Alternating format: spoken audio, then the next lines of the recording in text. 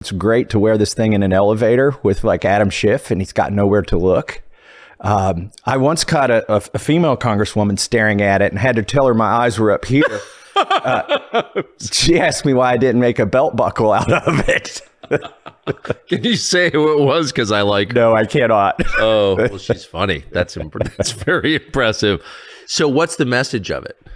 The message is this is urgent. You know, it's hard to comprehend 14 digits of debt, but when you see the last 5 digits are moving so fast you can't, perceive them with your eyes, then you kind of understand, whoa, we got a problem here. I mean, it's $100,000 a second roughly. So imagine we had this catapult and we were launching cyber trucks once a second into the ocean.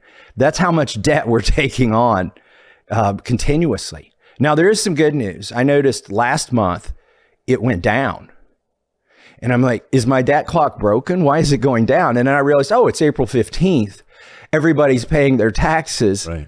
So the good news is we balanced it for a month. The bad news is April 15th is the only reason that happened. And now the debt's going back up again. So maybe when it gets so big, it becomes something that you have to ignore. It's almost like if you fall off the wagon from drinking, you binge. If you fall off your New Year's diet, you just eat the pizza and a quarter of Ben and Jerry's. Like, why do you care? You sort of go crazy, and it feels like we're there. I am trying to make people feel very uncomfortable. I wear this on the floor of the house. Yeah. And people literally, they'll press the button that says yay or nay. I've argued we should relabel the voting button spend and don't spend. Yeah. They're red and green if you got that far and can't read. I say it's like stop and go, but I've seen people press the spend button, then turn around and look at my debt badge and ask, did it just go up?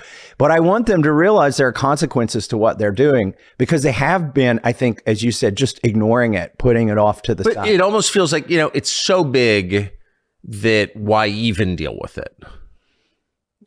That's where we are. We're kind of, I think a lot of lawmakers are apathetic. Yes. They're like, well, we can't fix it. We're not going to fix it. We might as well indulge in it and I'll see what I can get. Well, exactly. Yeah. So where does it end? Right now, we're able to finance it because we're the world's reserve currency. Right. And when we print more money, which we're doing all the time, the Fed is doing that, we're actually taxing the world. Everybody in the world who holds dollars gets like a 3% transaction fee. I say we're kind of like the credit card at the gas station that gets 3% because you're using that credit card. Right. Well, we get 3% from inflation we cause because the world is using our currency.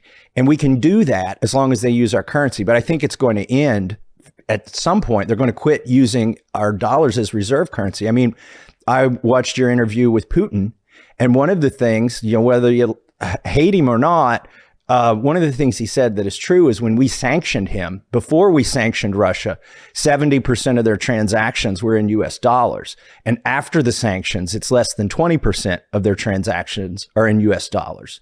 So what we're doing with all these sanctions, ironically, we're shooting ourselves in the foot every time we sanction a country and say you can't use our currency to have a transaction.